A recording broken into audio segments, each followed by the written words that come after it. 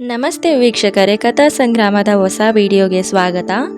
ಈ ದಿನ ನಾನು ನಿಮಗೆ ಸನಾತನ ಧರ್ಮ ಗ್ರಂಥಗಳಲ್ಲಿ ಒಂದಾದ ಗರುಡ ಪುರಾಣದಲ್ಲಿ ವಿಷ್ಣುದೇವನು ಮಕ್ಕಳ ಸಾವಿನ ನಂತರದ ರಹಸ್ಯದ ಬಗ್ಗೆ, ಅಂದರೆ ಸಾವಿನ ನಂತರ ಮಕ್ಕಳ ಆತ್ಮ ಸ್ವರ್ಗ ಸೇರುವುದೇ ಅಥವಾ ನರಕ ಸೇರುವುದೇ ಎನ್ನುವುದರ ಬಗ್ಗೆ ಗರುಡ ದೇವನ ಬಳಿ ಏನೆಂದು ಹೇಳಿದ್ದಾರೆ ಎಂದು ತಿಳಿದುಕೊಳ್ಳೋಣ ಬನ್ನಿ.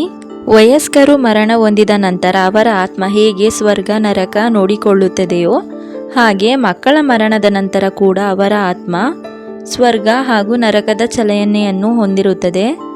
ಗರುಡ ಪುರಾಣದ ಪ್ರಕಾರ ಮರಣದ ನಂತರ ಮಕ್ಕಳ ಆತ್ಮ ಸ್ವರ್ಗ ಸೇರುವುದೇ ಅಥವಾ ನರಕ ಸೇರುವುದೇ ಎಂಬುದಕ್ಕೆ ಭಗವಾನ್ ವಿಷ್ಣು ಅವರು ಗರುಡ ಪುರಾಣದಲ್ಲಿ ಉತ್ತರವನ್ನು ನೀಡಿದ್ದಾರೆ.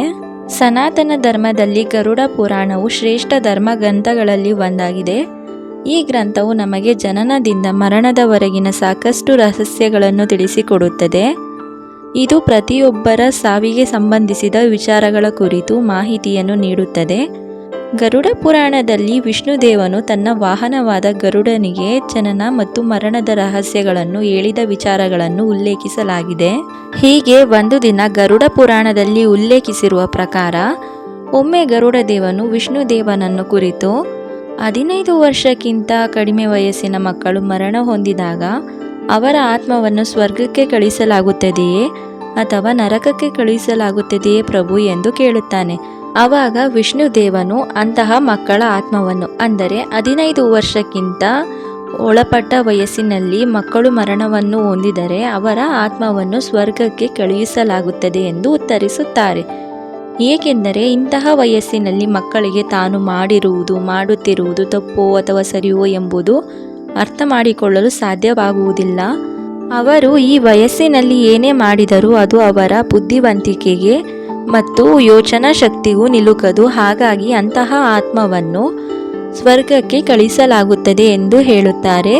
ಇಂತಹ ವಯಸ್ಸಿನಲ್ಲಿ ಮರಣ ಹೊಂದಿದ ಮಕ್ಕಳ ಆತ್ಮಗಳ ಚಲನೆಯು ಅವರ ಕರ್ಮವನ್ನು ಆಧರಿಸಿರುವುದಿಲ್ಲ, ಬದಲಾಗಿ ಅವರ ವಯಸ್ಸನ್ನು ಆಧರಿಸಿರುತ್ತದೆ ಎಂದು ಭಗವಾನ್ ವಿಷ್ಣು ಉತ್ತರವನ್ನು ನೀಡುತ್ತಾರೆ. ಮತ್ತು ಮಕ್ಕಳ ಆತ್ಮದೊಂದಿಗೆ ಯಾರನ್ನು ಕಳುಹಿಸಿಕೊಡಲಾಗುತ್ತದೆ ಎಂದು ಒಂದು ದಂತಕಥೆಯು ಹೇಳುತ್ತದೆ.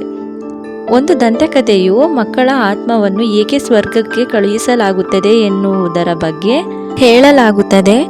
ಈ ಕಥೆಯ ಪ್ರಕಾರ ಒಂದಿಷ್ಟು ಮಕ್ಕಳ ಆತ್ಮಗಳು ಸ್ವರ್ಗದ ದ್ವಾರವನ್ನು ಪ್ರವೇಶಿಸಿದವು. ಅಲ್ಲಿ ಆ ಆತ್ಮಗಳು ತಮ್ಮ ಪೋಷಕರನ್ನು, ಅಂದರೆ ತಂದೆ ತಾಯಿಯನ್ನು ಕಾಣದೇ ಇದ್ದಾಗ ದ್ವಾರವನ್ನು ಪ್ರವೇಶಿಸದೆ ಅಲ್ಲೇ ನಿಂತು ಅಳಲು ಆರಂಭಿಸಿದವು.